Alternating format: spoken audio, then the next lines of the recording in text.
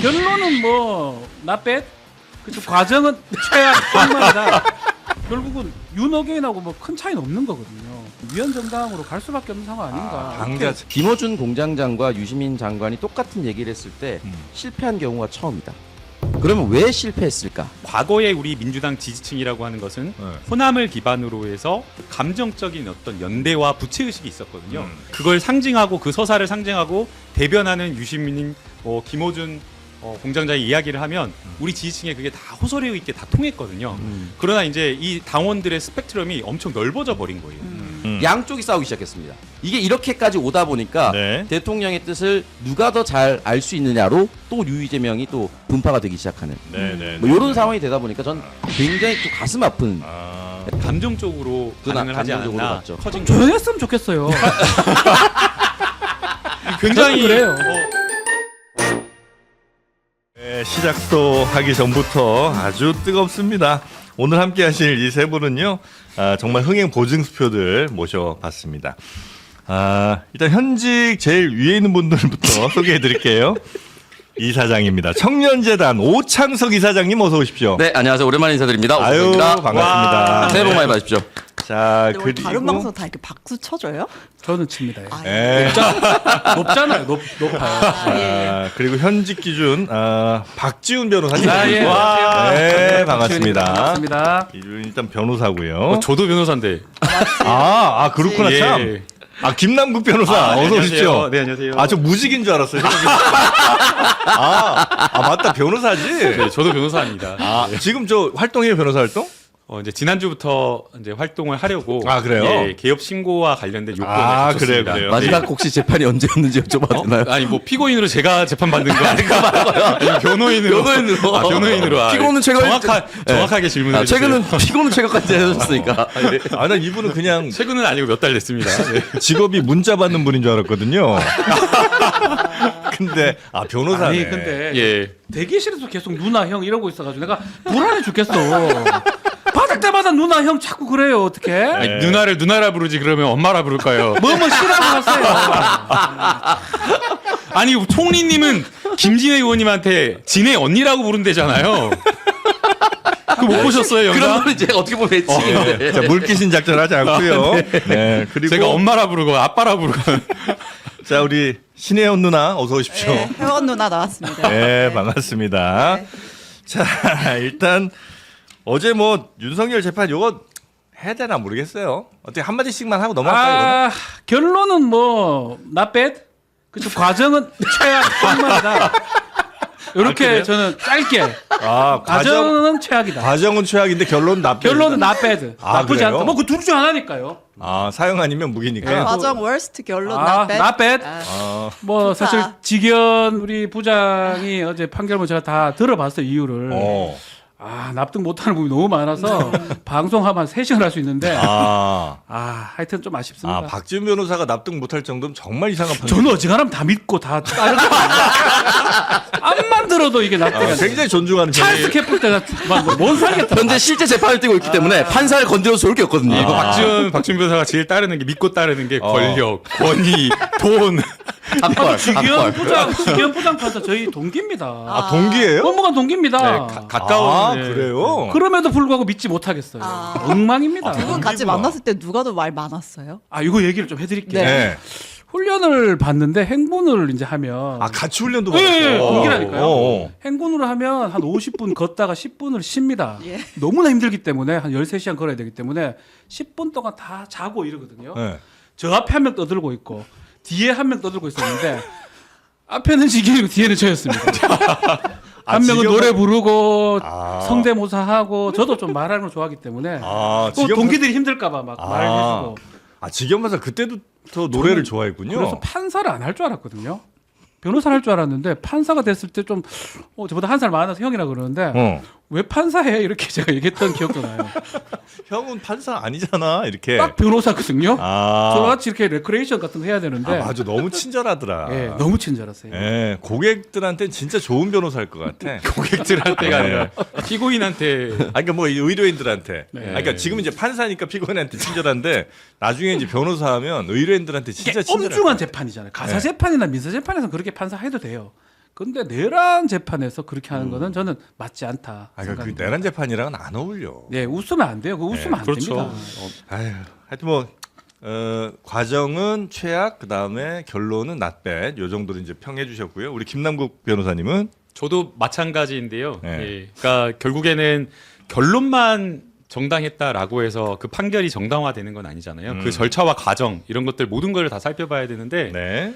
우선은 너무 오래 걸렸어요. 예. 과거 전두환 노태우 때 아. 대법원까지 그때 1년 4개월 정도 걸렸는데 아. 확정까지 1년 4개월 걸렸는데 네. 이건 1심 나오는데 거의 1년 넘게 400일 넘게 걸렸기 네, 때문에 네. 시간 자체가 너무 오래 지체됐다. 걸렸다. 예, 오래 걸렸다라고 볼 수밖에 없고요. 그다음에 저희가 혼날 때 보면 대통령 뭐 선생님께서 혼낼 때 웃음기 싹 빼고 평소에 친근하던 선생님도 엄히 혼내잖아요. 마찬가지로 이 내란 재판도 굉장히 진지하게 임했어야 되는데 판결을 선고하겠습니다잉.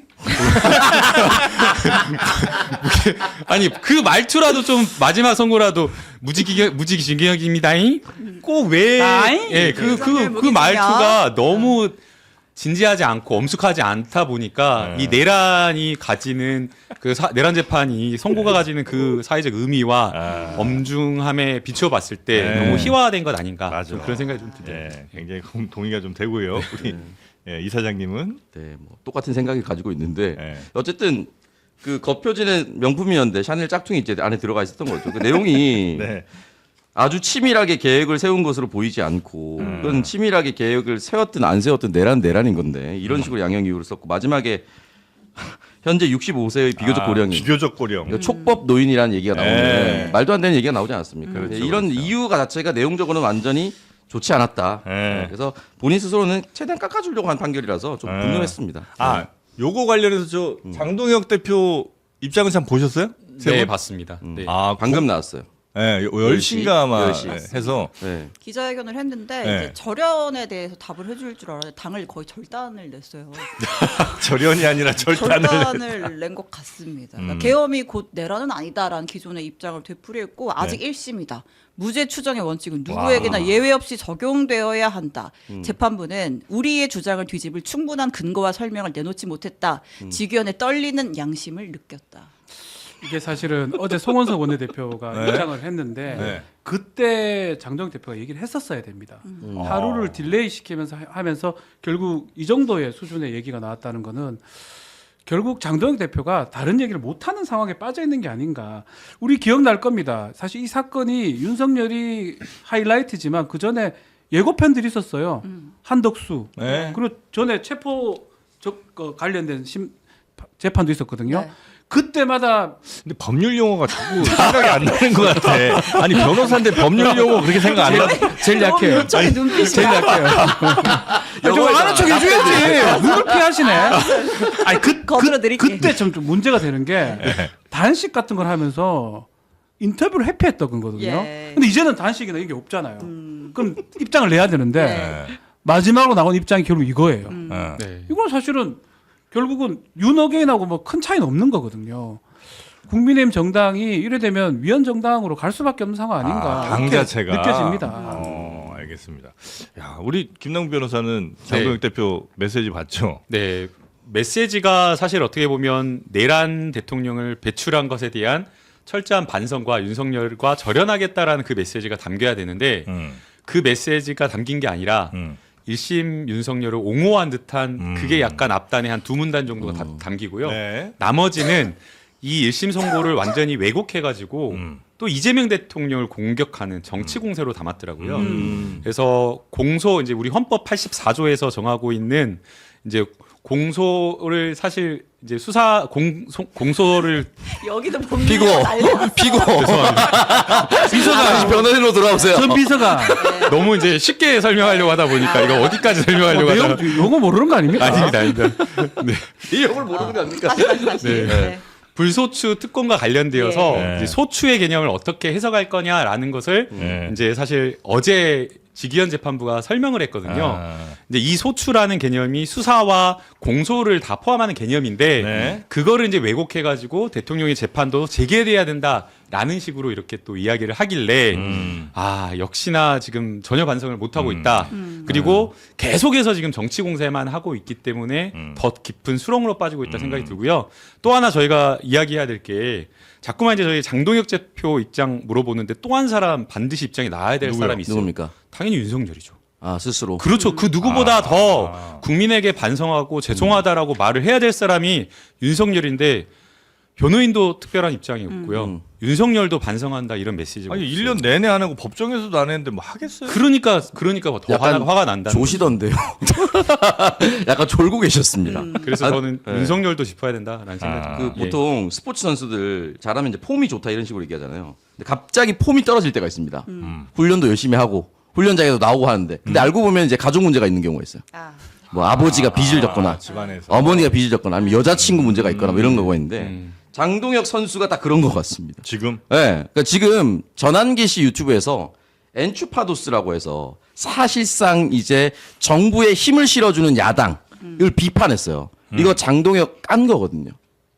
예. 아, 전환기. 선명한 노선을 가라. 예. 이렇게 이제 얘기를 하고 있고 예. 윤어게인과 절연하지 말라고 계속 공개적으로 얘기하고 있습니다. 예. 그러다 보니까 극우 유튜브 사이들에서는 장동혁이 소위 말하는 이제 간접이라는 욕을 엄청 먹고 있어요.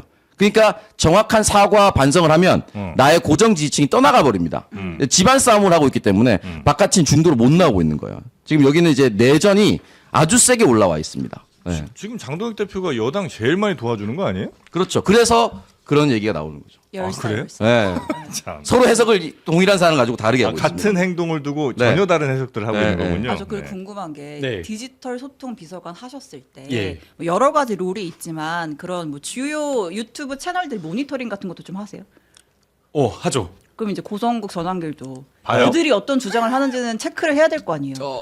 보려고 노력하는데 잘 안 되더라고요. 아, 보긴 봐요. 예, 보긴 보는데, 근데 과거하고는 좀 달라졌어요. 그러니까 예전에는 그거를 다 직접 봐야 됐거든요. 그러니까 예컨대 2022년 대선 때다라고 하면 그때는 다 일일이 빠른 배속으로 해서 다 돌려봤거든요. 그게 진짜 아, 고역이었습니다. 상대편 거라 다 예, 봐야 상대편 것도 뭘 지금 저쪽에서 공격하고 뭘 이야기하는지 들어야 되니까 그렇지. 다 봐야 됐는데 네. 지금 그게 힘들었는데 지금은 아니에요. 쇼츠 정도만 봐요. 아닙니다. 지금은 AI가 너무 발달해가지고 제미나이에다가 넣으면 주요 내용을 다 정리해줘요. 아, 요약한 거를 요약한 걸 다 정리. 그러니까 너무 쉬워졌죠. 일하는 게. 아, 그리고 굳이 구독을 안 눌러도 되겠군요. 그렇죠. 구독 누를 필요도 없고 네. 정말 어려운 이야기, 힘든 이야기를 이거 보면서 화낼 필요도 없어진 거예요. 알고리즘도 오염이 좀 덜 되고. 네, 덜 되는 거고. 알고리즘 오염도 덜 되고. 그 다음 소통 비서관은 누구예요? 충주맨이에요? 이제 어제 보도가 나와가지고 저도 전화를 한 10통 가까이 받았는데요. 네. 뭐 전혀 이렇게 아, 제가 이야기 듣거나 전달받거나 그런 게 없고요. 네. 아마 이제 검토가 되고 있는 것으로 이해가 되는 것 같아요. 그래서 아마 제안을 한 것 아닌가라는 생각이 드는데 충주맨도 이제 전혀 그렇게 갑작스럽게 제안받아서 몰랐다 그러고. 누나한테 한번 물어봐요.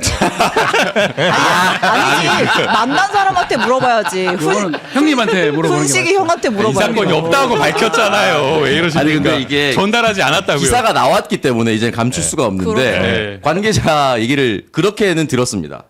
비공개로 네. 의중을 떠보기 위해서 또는 이 사람이 어떤 사람인지 알아보기 위해서 만나볼 수는 있거든요. 네. 당연히 만나볼 수는 있는데 네. 청와대에 들어갈 때 누가 봐도 충주맨인 거예요. 감출 수가 없어. 청와대 미병사에서 헌병 경찰 뭐야 충주맨이네. 들어갈 때 다 충주맨이네. 충주맨 여기 왜 왔지? 너무 유명해. 그러니까 너무 얼굴이 너무 유명하다 보니까 비공개로 만났으면 차라리 외부에서 만났어야 되는데 내부로 오다 보니까 들어갈 때마다 다 이제 알려질 수밖에 없었다. 비서실장이 지금 직접 만났다. 그러니까. 라고 이야기가 전해지고 있어요. 될 가능성이 높네요. 예, 근데 이제 문제가 근데 이제 좀 너무 비서실장이 비서실장 그만할 수도 있잖아요. 왜요? 지방선거 나가야 돼서. 멀었잖아요. 그만둘 수는 있고 같이 할 수도 있는데 그 전까지 좋은 인재가 있으면 그 사람은 하는 일은 계속 하다가 나가야죠. 네, 한 번도 비서실장 그만둔다고 한 적이 없습니다. 목소리 떨리는 거 보소. 근데 이제 디지털 소통 비서관은 물론 이제 그런 뭔가 컨텐츠를 잘 만들고 또 잘 전하는 역할도 중요하긴 한데 또 말씀하신 것처럼 여러 것을 많이 들어야 되잖아요. 네. 그것도 괜찮은 일이신가? 그러니까 그 충주맨에게. 그러니까 이제 어떤 직책으로 어떤 역할로 제안이 갔는지는 정확히는 잘 모르겠고요. 네. 아마 인사수석실에서 여러 가지 것들을 정무적으로 다 판단해서 하지 않을까라는 생각이 듭니다. 네. 대통령 SNS 계정과 메시지 관리하는 게 또 디지털 소통 비서관실의 네. 또 가장 큰 역할이기도 했고요. 그렇기 때문에 여러 가지 또 많은 고민을 또 하지 않을까. 알겠습니다. 사실 오늘 세 분 모시고는 진짜 이제 여쭤보고 싶었던 게 그 뉴 이재명 현상. 저 요거 잠깐 나갔다 좀. 즐거웠습니다. 네. 여쭤보고 싶었는데 예. 아니 이게 얘기하기 불편한 아니 거예요? 불편하진 않아요. 안 해요. 네, 네. 예.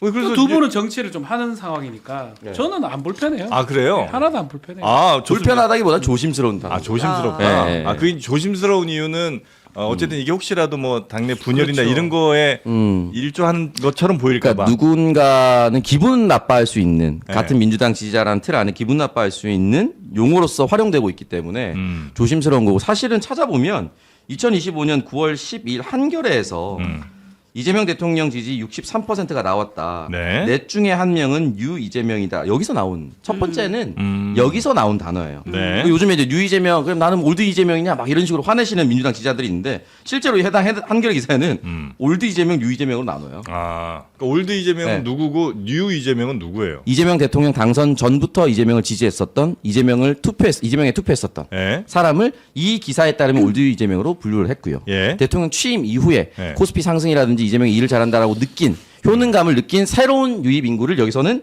유 이재명이라 했습니다.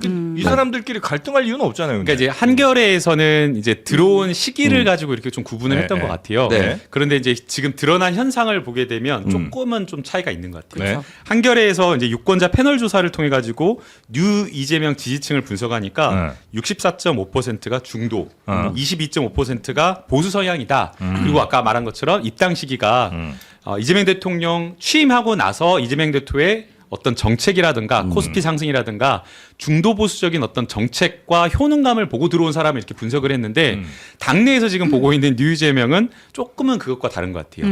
이념이나 이런 어떤 성향이나 이런 것들을 보면 솔직히 다 얘기하죠. 중도 네. 보수적인 그래. 그냥 뭐 자꾸 이상하게 만들지 그러니까 말고. 요거 설명이고 조금은, 예. 그래서 김남국 변호사가 얘기하려는 건 뭐냐 예. 구친노 친문과 구분되는 누군가로 생각을 하려고 하는 거죠. 그래서 이게 조금 유이재명 맞아요. 하나가 예. 오염이 되고 있다. 예, 결이 좀 달린 게 아. 있는 것 같아요. 한겨레에서 분석합니다. 실제로는 안 그런데 네. 그렇게 지금 프레임화 되는 것 같아요. 아. 무슨 친문은 올드 어. 그리고 뭐 지금 친명은 뉴 이런 식으로 하는 것 같은데 뭐 그렇게 보이진 않거든요. 근데 최근에 있었던 합당이나 검찰 개혁이나 약간은 지지자들 사이에 조금 논란이 되고 있거든요. 정치인들도 좀 다르고 네. 막 그러다 보니까 이것을 그때 기사화 시켜서 근데 저는 그렇게 많이 돌았나요?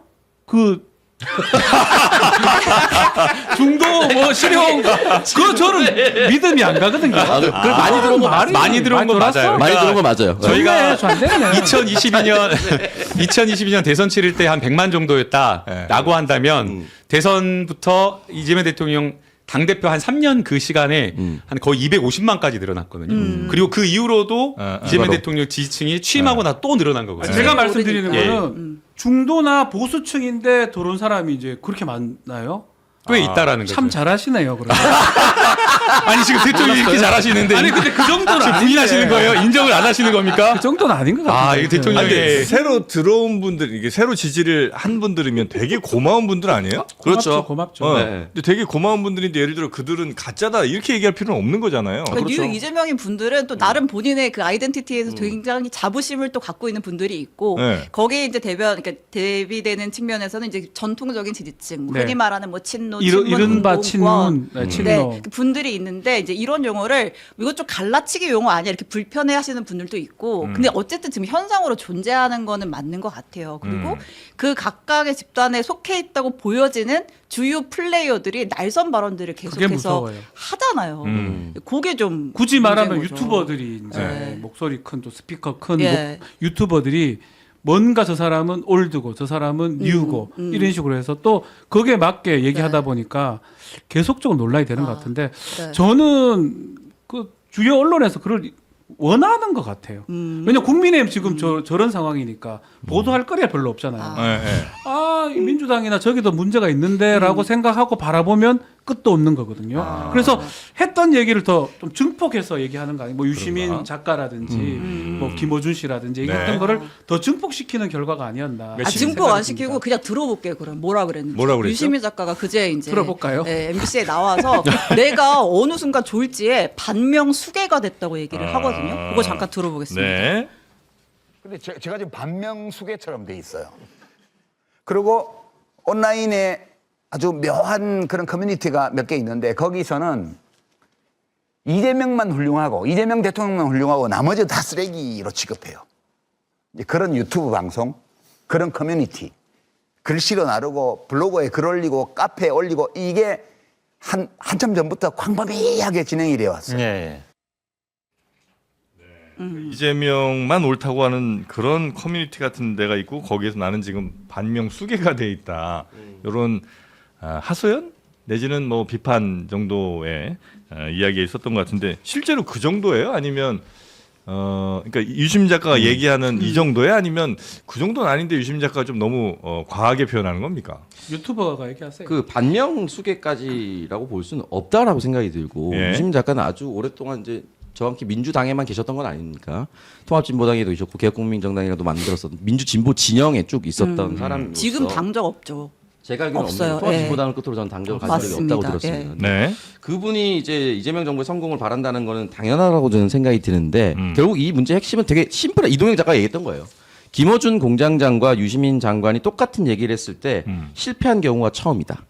그러면 왜 실패했을까? 실패한 경우라는 게 네. 이 사람들에게 안 먹히는 네. 그러니까 네. 뭐 어떤 합당이 최근에는 합당이 있었으니까 합당을 바라는 뉘앙스로 실제로 인터뷰를 하셨으니까 두 분이 그걸 추진했었는데 안 됐었다. 이게 처음이다. 이게 그러면 당황한 거예요? 왜 안 됐을까? 라고 했을 때 이런 유이재명이라는 단어가 나오기 시작한 거죠. 그 전에 이제 흔히 말하는 김어준 총수는 이제 진보 약간 전에 제가 집안 싸움 얘기했었는데 네.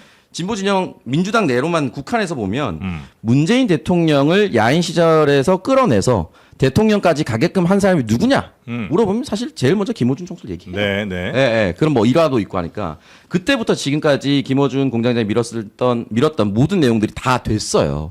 근데 이번에 안 됐기 때문에 이 논쟁이 좀 촉발되고 이러다 보면서 격화되면 어떻게 되느냐? 그걸 지지했었던 사람은 실패에 대한 충격이 저는 좀 크다고 봅니다. 그러면 이 논리에 대해서 합리적으로 이유가 뭘까라고 고민하시는 분들도 있고요. 네. 두 번째, 누군가는 지금 이 상황에서 성공했다고 생각하죠.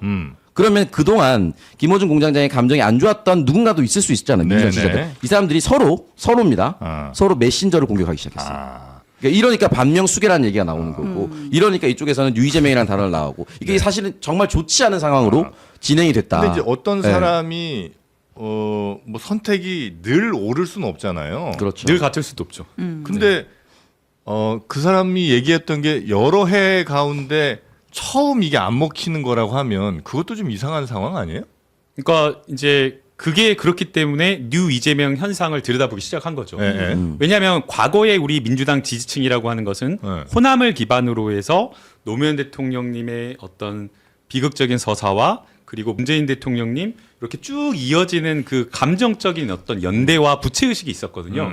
그렇기 때문에 우리 어떤 지지층이라고 하는 것은 공동체의 어떤 연대의식이 굉장히 강해요. 네. 그렇기 때문에 그걸 상징하고 그 서사를 상징하고 대변하는 유시민, 뭐 김어준 공장장이 이야기를 하면 우리 지지층에 그게 다 호소력 있게 다 통했거든요. 그러나 이제 이 당원들의 스펙트럼이 엄청 넓어져 버린 거예요. 새로운 당원들은 전혀 그런 것들을 모르시는 분들도 있고, 그 다음에 아까 우리가 한겨레 면접조사, 패널조사에서 분석한 것처럼 중도 보수적인 분들이 들어오다 보니까 이 민주당의 서사라든가 감정적 연대라든가 과거에 있었던 성과나 이런 것들을 보지 않고 네. 이재명의 정책이라든가 이재명 대통령을 보고 오신 분들도 꽤 있는 거예요. 그러다 보니까 아까 그들에게 너무 과거의 서사를 좀 강요하는 측면이 있다. 그게 이제 안 되는 거죠. 네. 그래서 판단을 달리하는 거고 네. 그리고 그것뿐만 아니라 이게 지금 처음이 아니에요. 이번에 지금 세게 부딪혔지만 네. 정책으로 이재명 당대표 시절에도 그게 드러났었어요. 상속세 네. 뭐 완화, 상속세 완화, 금투세. 금투세, 네. 그다음에 반도체와 관련되어서 근로기준 시간을 좀 완화하는 문제, 예외를 두는 문제, 이러한 어떤 정책적인 판단에 있어서 네. 원래 우리 전통적인 어떤 진보적인 성향의 가치 판단을 하는 지지자들과 또 실용적으로 판단하는 그런 지지자들 사이에 굉장히 이견을 보여왔었거든요. 근본적으로 정체성이 좀 다르네요. 이념적으로도. 약간은 다른 거죠. 그러니까 예, 예. 그런 거 있는 것 같아요. 이 얘기에서 이 시청자들이 주체적으로 판단을 많이 하는 것 같아요. 맞아요, 맞아요. 뭐 인기 네. 있는 뭐 유튜버를 많이 보는 건 사실이지만 보면서도 과연 저 스피커 말이 맞는지 고민을 하고 본인의 의견을 뭐 댓글 창이나 이런 데 글을 쓴단 말이에요. 그럼 증폭이 되는 거거든요. 예전 같으면 사실은 끌려간다면 어쩌면 의사를 형성하고 정책을 끌어가고 이런 것들은 시청자들이 좀 주된 역할을 하는 게 아닌가. 그래서 이런 일이 일어나는 것 같다. 그게 더 건강한 거 아니에요? 전 좋다고 보고. 그렇죠. 그래서 합당 이슈가 터졌을 때 뭐 그 얘기만 드리면 합당이 과연 민주당 이재명 정부한테 유리할까를 아마 근본적으로 고민을 했던 것 같아요. 보는 지지층이. 네. 지금 정권 들어선 지 8개월, 7개월 된 뭐 합당, 뭐 조국혁신당 뭐 요거 안 되는데 생각해 보면 답은 딱 나오는 거거든요. 근데 저 큰 유튜버는 합당해야 된다고 하고 아주 유명한 맨날 맞췄던 유시민 작가까지 나와 저래 뿌리니까 보는 사람 입장에서는 이건 좀 잘못된 거 아니냐라는 게 저는 근본 원인이 아니냐 그리고 생각이 어쨌든 들어요. 합당에 대한 서사도 굉장히 네. 오래 쌓여 있어요. 그러니까 조국 대표가 잡혀가고 감옥을 가고 나서 그 이후에 대선을 앞두고 조국혁신당은 후보를 내지 않았죠. 그러면 이제 사실은 3년은 너무 길다라는 슬로건이 굉장히 잘 먹혔었고 세빙선의 역할을 한다고 했으면 대선 후보를 내지 않을 정도였다면 그때 합당을 했으면 어땠을까라는 요구가 있었지만 하지 않았고요.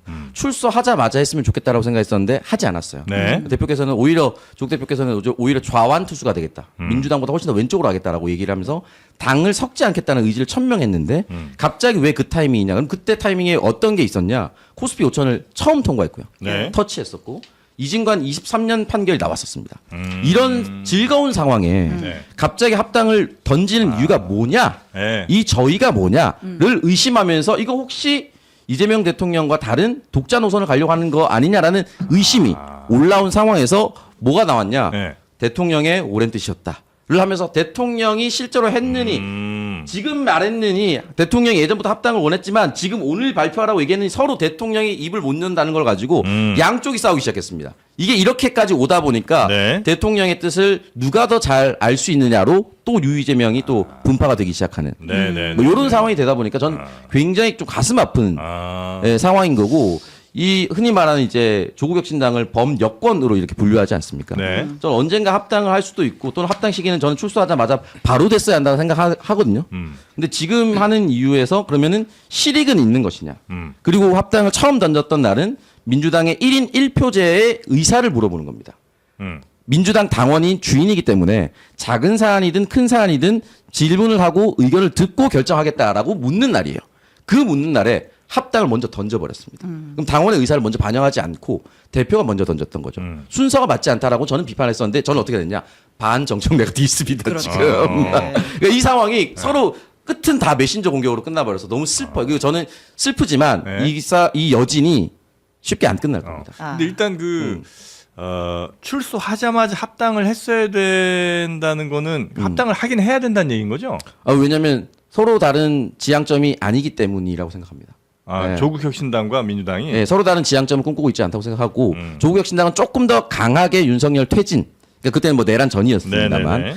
탄핵을 하자라고 얘기했고 실제로 첫 번째 탄핵안 올렸을 때 조국혁신당 안으로 올린 걸로 알고 있습니다. 미리 준비를 해놨기 때문에 그렇게 더 세게 하는 정확한 롤이 있었는데 지금 그 롤을 같은 당 안에서 할 수 있거든요. 그러니까 예를 들어서 아까 정책적 노선이 다르다고 했는데 대표적으로 진성준 의원과 이소영 의원은 아직 풀지 않은 걸로 알고 있습니다.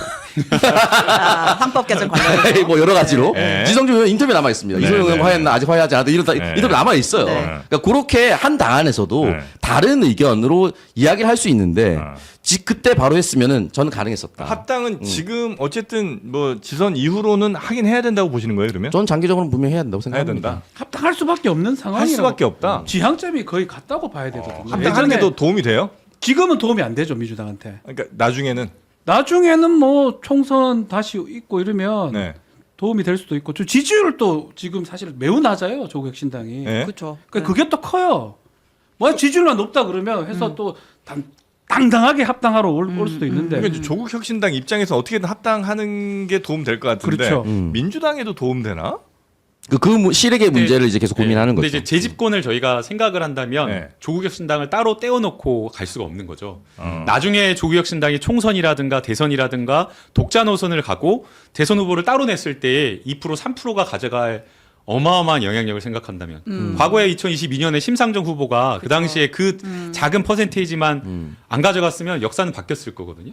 그렇기 때문에 멀리 내다보고 크게 본다라고 한다면 네. 조국혁신당과 합당을 하는 게 집권을 위해서 반드시 필요한 거죠. 그리고 그러면 왜 시기를 빨리 이렇게 하려고 했냐라고 생각을 하면 아마 청구서가 계속 나중으로 가면 갈수록 커진다라고 보지 않았나 생각이 들어요. 네, 이해하시죠? 네. 그러니까 지금 당장은 조국 대표의 보궐선거 자리를 이렇게 배려하고 챙겨주면 생각하면 고민하면 되는데 전략적으로 나중 가면 총선 때는 신에게는 그렇죠. 12척의 배가 있습니다 아. 하면서 12명의 의원님들 또 지역구까지 또 배려를 해야 되는 그 상황이 발생할 수 있고 재선 가면 더 청구서가 더 커질 수 있기 때문에 직설적으로 얘기하면 지금이 제일 싸다.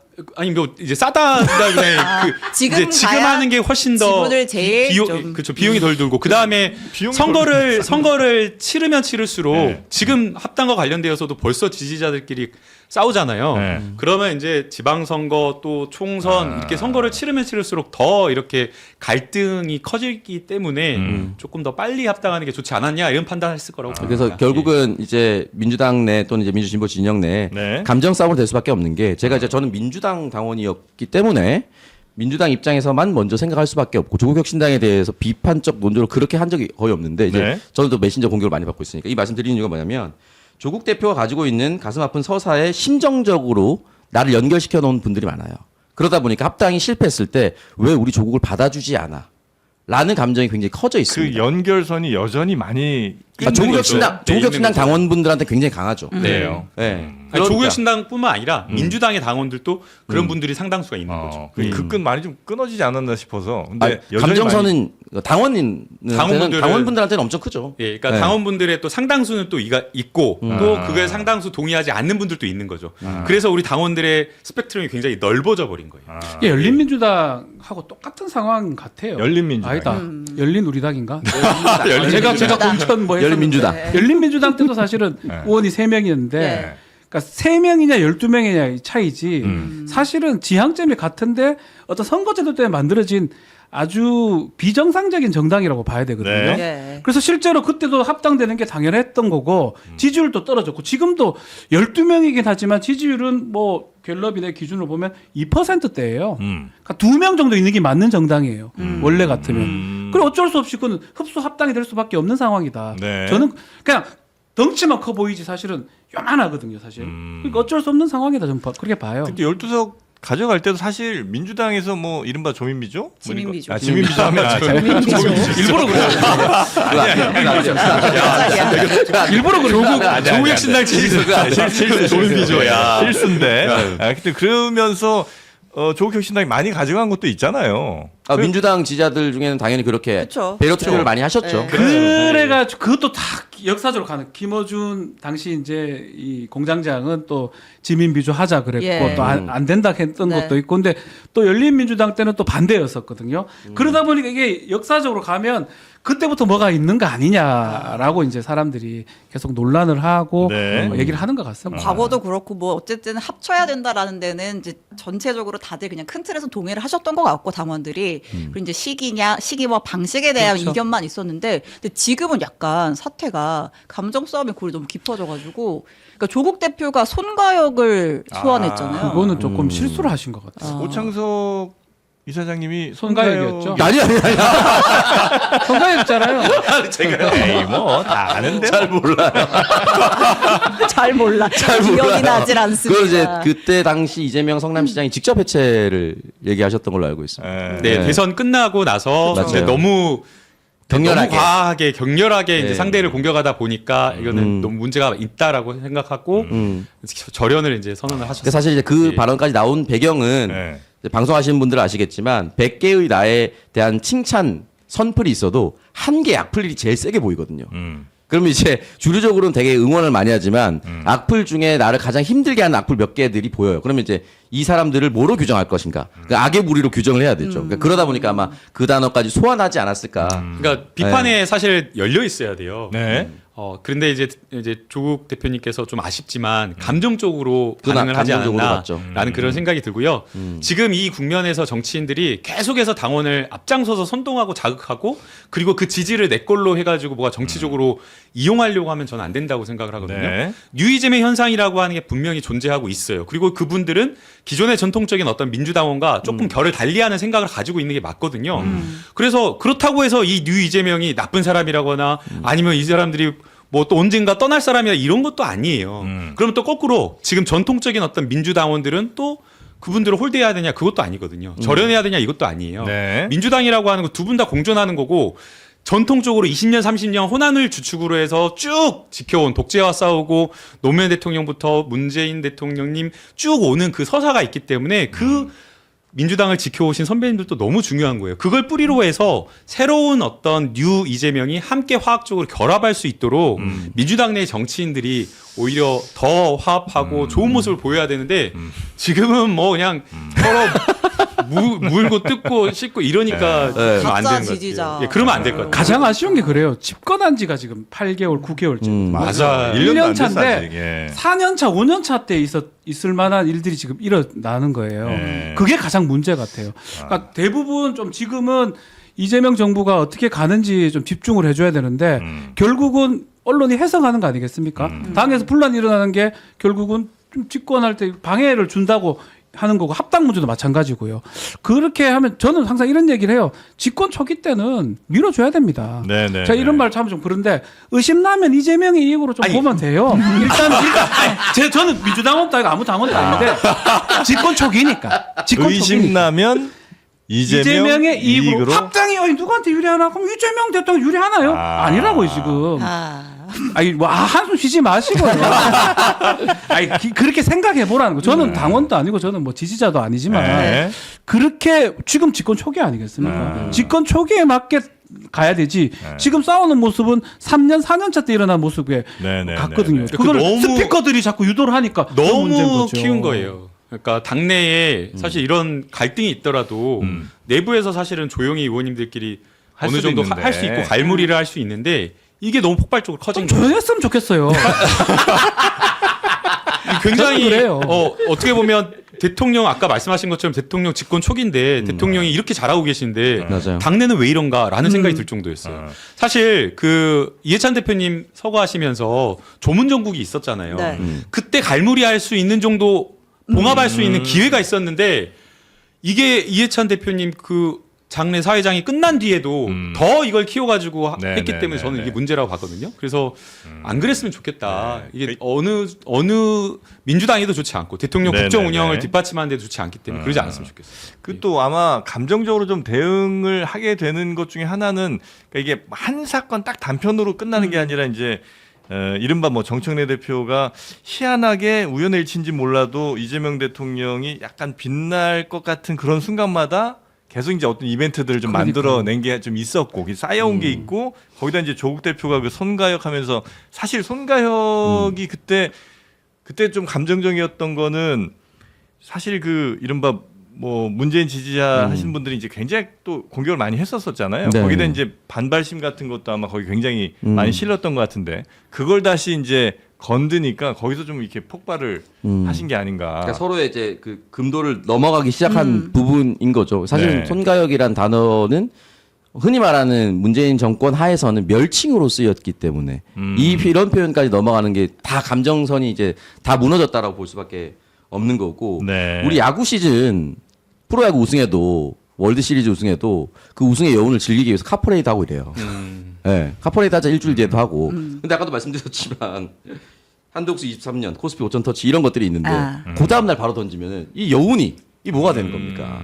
여기에 대해서 분노를 느끼시는 분들이 네네네네. 있는 거고 그 싸움 할 때냐라고 생각하는 새로운 당원들이 분명히 있을 거예요. 코스피 5천을 실제로 효능감을 느낀 국민들이 굉장히 많고 네. 또 하나 슬픈 거는 뭐냐면 우리끼리 이렇게 치열한 내전인데 KBS에서 설날에서 여론조사를 했는데 합당 중단 이후에 민주당에 영향을 미칠 것인가 여론조사를 했는데 미친다 안 미친다 10 나왔고요. 네. 전혀 상관이 없다가 한 70%가 나왔어요. 아하, 하든가 말든가. 네, 똑같이 국민의힘엔 뭘 조사했냐? 한동훈 제명 이후에 영향을 미친다 안 미친다. 미친다 20, 안 미친다 20, 전혀 상관없다 40 몇 %가 나왔어요. 그렇습니다. 그거보다 그러니까 한동훈 제명보다 훨씬 낮은 네. 수준의 단계인데 소위 말해서 평시를 지키는 당원과 전시를 지키는 당원이 달라요. 그러니까 평시를 지키는 당원들이 훨씬 더 강성이 있고 활동력이 셉니다. 그러다 보니까 이 내전이 더 센 거죠. 네. 어쨌든 이 합당 이슈는 정청래 대표가 대표 자리에서 주도했던 이슈인 거잖아요. 맞아요. 네, 근데 이제 설 여론조사를 또 봤더니 정청래 대표에 대한 평가가 생각보다 좋지가 않았습니다. 이제 취임한 지 한 200일 정도가 됐는데 잘 못하고 있다가 53% 과반을 넘겼어요. 그리고 민주당 지지층만 국한을 해서 보면 그러니까 새해 초에 조사했을 때는 잘한다가 한 70%가 나왔는데 최근 조사에서는 14%포인트가 빠졌습니다. 민주당 지지자들 사이에서도. 네, 그러니까 요 사이에 있었던 이슈들 방금 우리가 했던 그런 네네. 이슈들이었던 예. 것이고 이제 그래서 사실 그 합당에 대한 저희가 뭐야라고 의심하시는 분들 사이에서는 이거 정청래 연임용 아니야라는 키워드가 연상이 되잖아요. 네. 그럼 어쨌든 우리가 8월에 전당대회를 치러야 되는데 이 이슈가 근데 이게 그 연임론이라고 하는 게 사실은 실체가 없고 오히려 정청래 대표에게는 굉장히 연임에 걸림돌이 되고 불리한 거거든요, 합당이. 그런가요? 예, 그렇죠. 왜냐하면 당내에 반해서 내가 성적이 2등하다가 예. 조국 대표님 들어오는 순간 3등이 되는 거예요. 그리고 왜 3등이에요? 그렇게 지지율이 그렇게 돼 있어요. 아, 그러니까 그래요? 2강 1약이 돼 버리는 거예요. 아. 그럼 좋을 리가 없죠. 그다음에 지지층이 조국 대표님과 정청래 대표님 지지층이 상당히 겹쳐요. 아, 그러면 조국 대표는 무조건 대표 나와요 그러면? 나올 가능성이 합당하면? 높은 거죠. 아. 그리고 두 분 사이가 그렇게 막 가깝거나 좋지가 않거든요. 그러니까 정청래 조국이. 네, 그래서 들어오는 게 정청래 대표님한테 굉장히 불리함에도 불구하고 정청래 대표는 우리 당과 민주당과 그리고 집권을 하려면 크게 멀리 가야 된다는 생각에 불리하더라도 손해 보더라도 그걸 던졌는데 이제 오해를 굉장히 크게 사버린 거죠. 근데 여기에 대해서 사실 정청래 대표가 억울할 거예요. 억울할 건데 세게 뭔가 이렇게 안 하시더라고요. 억울함에도 불구하고. 그래서 이번에 의외로 저는 정청래 대표가 굉장히 큰 대인배다운 리더십을 또 보였다. 그거는 또 그런 여론이 생각- 그러니까 못한 거 아닌가요? 그러니까 결국은 정치는 생물이에요. 본인이 의도하지 않았다 하더라도 저는 그냥 하면 다 찬성하겠지 던진 것 같은데 네. 상황이 엄청 이상하게 네. 진행됐고 음모론이 돌잖아요. 그 음모론대로 하면 생명체로 변합니다. 근데 못하는 상황이 된 거죠. 할 수 없었던 거고. 그래서 합당이 안 된 거예요. 사실 저는 리더십 타격이 크다고 보거든요. 뭐 연임을 만약에 가능했으면 했을 수도 있지만 이제는 불가능한 상황까지 아, 왔다. 그래요? 저는 그렇게 봅니다. 저는 좀 다르게 생각하는 부분이 있는데 네. 연임이라는 것은 보편적 현상이라고 볼 수 있는가? 음. 저는 보편적 현상이라고 볼 수는 없다고 보거든요. 음. 예, 왜냐면은 현 정권의 대통령이 국정 수행 지지율이 높으면 지방선거에서도 정권에 힘 실어주자는 여론이 높아질 가능성이 있고 실제 현재 그렇고요. 네. 그럼 민주당 후보들이 당선될 가능성이 높습니다. 그러면 왜 당대표가 연임을 해야 되는가? 이 본질적인 질문이 있어야 되는 거죠. 네. 예, 본인이 만약에 의혹을 해소하고 싶다면 연임하지 않겠다. 그런 거 없이 난 이재명 정권의 성공을 말해서 하는 합당의 논의인데 오해가 없었으면 좋겠다라고 말씀하시면 다른 개인적 의도를 배제한 상태로 활동을 좀 바라볼 수 있을 거라고 저는 생각이 듭니다. 그러니까 뭐 합당을 추진하든 뭘 하든 간에 나는 연임 생각 없다라고 아예 그냥 공표를 해버리면 네네. 그냥 그런 음모든 아니면 뭐 아예 삭제가 되죠. 의심 음모가. 같은 거 안 받을 텐데 네, 저는 그건 그래서 안 하고 봅니다. 있잖아요. 네, 그래서 이 의심을 가지고 있는 사람들이 네. 그 마음의 불꽃을 안 꺼뜨리고 있는 거죠. 음. 그 메시지가 안 나왔기 그것도 때문에. 이제 이렇게 얘기를 하면 그 의심하는 사람들의 잘못이지 그 의심까지 우리가 어떻게 다 풀어주냐 예. 이렇게 또 하니까 그럴 수도 있는 네. 거고요. 그래서 이제 저는 음. 이제 당내 이제 어쩔 수 없다라고 또 이야기를 하시는 분들이 있어요. 이제 차기를 놓고 당권을 놓고 이제 경쟁을 하는 건데 그러나 많은 정치인들이 당내의 정치인들이 조금 연임이든 당내 다음 당 대표든 이런 것들을 다 그냥 머릿속에서 지웠으면 좋겠어요. 지금 대통령께서 정권 초반에 너무 잘하고 계시잖아요. 그런데 거기에 민주당이 뒷받침이 신속하게 안 되고 있다 그러고 있거든요. 이 시기에 조금만 더 하면 더 큰 성과를 내고 당 지지율로 따라갈 텐데 그게 안 되고 있기 때문에 저는 아예 좀 자기 욕심을 다 내려놓고 자기 정치 이런 것들 다 지웠으면 좋겠다. 네. 양쪽 다 공의. 알겠습니다. 그 말씀 꼭 드리고 싶어요. 네. 자 그러면 이제 끝으로 원래 이제 더 하고 싶은 게 많은데 박지원 저 변호사 박지원 가야 된다면서요? 예, 아니, 잠깐. 예. 예. 바로 가야 돼요? 예. 아 먼저 가요 그럼. 예. 아니 여기도 곧 가긴 갈 건데 워낙 급하신 거 많이 같아요. 좀 하고 유재명 얘기하고. 유재명. 다 했어. 아, 뉴이재명 만나러 가시는 거예요? 아니 아니. 자 먼저 일어나. 괜찮아요. 네, 가시면 예. 됩니다. 네. 가. 예, 괜찮아. 예. 예.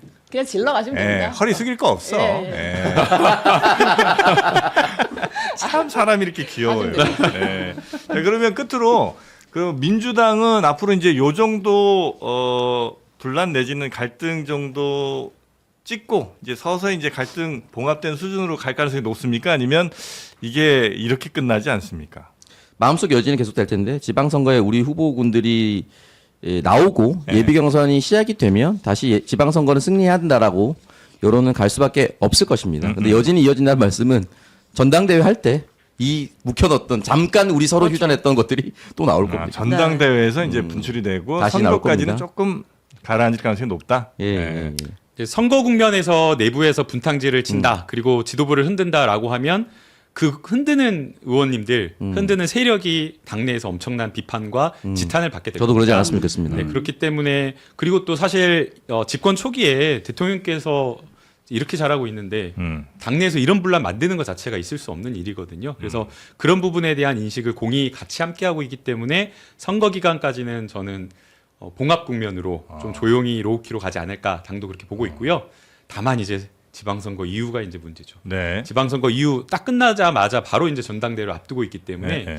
이제 당권을 놓고 경쟁은 어쩔 수 없다. 그러나 다만 아까 우리 오창석 이사장님께서 말씀하신 것처럼 메신저를 악마화하고 공격하는 일은 하지 않았으면 좋겠어요. 네. 다 우리 식구들이잖아요. 우리 당내에 함께하는 다 뉴 이재명이건 우리 함께 예전에 우리 당을 지켰던 선배 당원들 모두 다 민주당의 뿌리이고 민주당의 중요한 분들인데 서로 간에 감정적으로 이렇게 서로 핥히는 그런 일은 없었으면 네. 좋겠다. 아니 근데 김남국 전 의원께는 네. 이번 뭐 지선에는 따로 활동하진 않으세요? 저는 그런 거를 제가 아까 말씀드렸잖아요. 정치인들이 자기 개인적인 이익과 목표 이런 것들 내려놨으면 좋겠다 했잖아요. 네, 네. 수천 번 물어봐도 저는 이재명 대통령의 성공 네. 그리고 우리 민주당의 재집권을 위해서 드릴 생각입니다. 그럼 이재명 대통령의 성공을 위해서 어떤 역할을 해달라고 한다면은 제가 뭐 대구를 가던 대구를 가던 대통령께서 야 북으로 가든 평양으로 가든 가라고 하면 제가 어디든 가겠다. 북으로 가든 제가 아마존이든 다 어디든 가겠습니다. 아마존 배드민턴. 일단 그래. 핸드폰 보호 필름부터 붙이세요.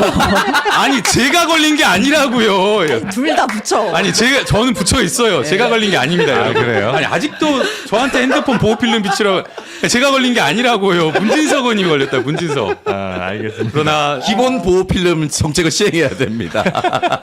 민주당 앞에서 팔아야 의원들한테. 보편적 필름 뭐 이런 거 한번 해요. 예, 그리고 다시 한번 말씀드리지만 그 인사 청탁도 전달되지 않았고 전달할 생각도 없었고 알겠습니다.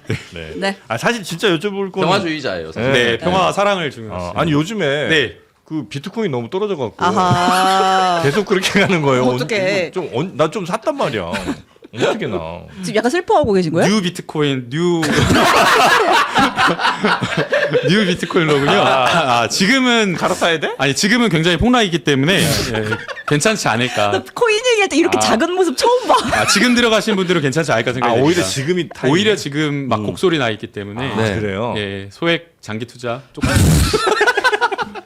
너는 많이 했잖아. 왜 나한테 소액하라고 그래? 우리부터 이제 안전마진이라고 하는데 어떻게 보면 지금이 저점 매수의 기회인가요 혹시? 그렇지 않을까 생각이 들어요. 그 전액 투자해가지고 네네. 저처럼 망하지 마시고 일부만, 네, 저 일부 저점 매수 한번 해보겠습니다. 위험 투자는 일부만 하시길 바랍니다. 레버리지 안 되죠? 저는 레버리지는 안 했는데 네. 많은 자산을 다 가상자산에 투자해서 그러나 또 웃으면서 또 산다. 그럼요. 항상 그래서 행복하게 열심히 방송하는 이유가 있습니다. 네. 자, 오늘 너무 재밌었고요. 네, 한 번씩 좀 이렇게 오세요. 재밌었는데 마지막에 비트코인 이야기에서 굉장히 아이 왜? 슬픈 방송이 돼버렸네요. 우리나라 정치인들 가운데 대표 선수인데. 그럼요. 코인 앞으로 스테이블 코인을 비롯해서 그럼요. 가상자산 시장이 커 나갈 수밖에 없습니다. 그럼요. 예. 코인 리딩방 하나 해보. 이거 그런 이야기 하지 말라요. 리딩방이라니요. 소리 하세요. 상표의 양반. 3%에 한번 불러주세요. 죄송. 네. 자, 하여튼 종종 뵈면서 이렇게 좀 즐거운 금요일 보낼 수 있게 좀 도와주시고요. 두 분 다음에 또 뵙겠습니다. 고맙습니다. 감사합니다. 네, 감사합니다. 네.